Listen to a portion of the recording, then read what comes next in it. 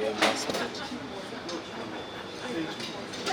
Uganda's housing deficit stands at 2.5 million units, while the private sector is narrowing the gap.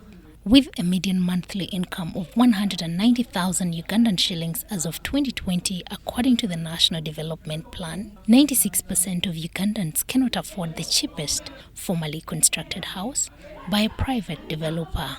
The National Housing and Construction Company wants government to allow consensual borrowing at low interest rates to enable investment in affordable housing, with repayment spread over longer periods. In Kampala, you need about 300,000 homes.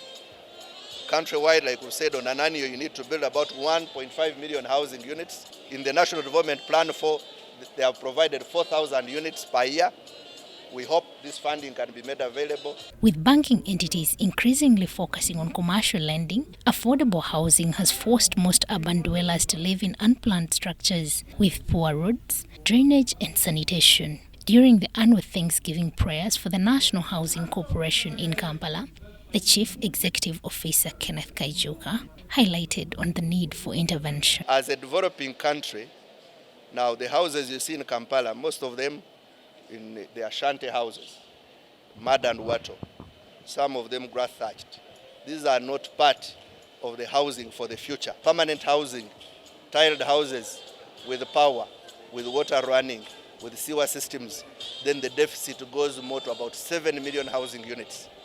And therefore the target must be the 7 million housing units that will take us to the future. Kaijuka also notes that the current legislative framework does not regulate private sector players in the construction industry. There is no machinery that supervises this housing countryside. There is housing in the rural establishment at homestead level, but there is also housing in the urban centers. A bit of regulation comes in the urban centers, but the entire construction framework rests with the developer, the family.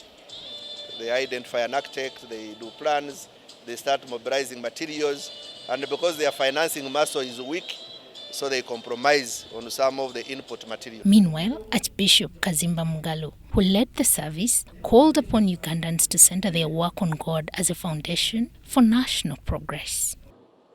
God should be priority number one in whatever we do. So we should always have a moment and say, God, I commit this vehicle in your hands.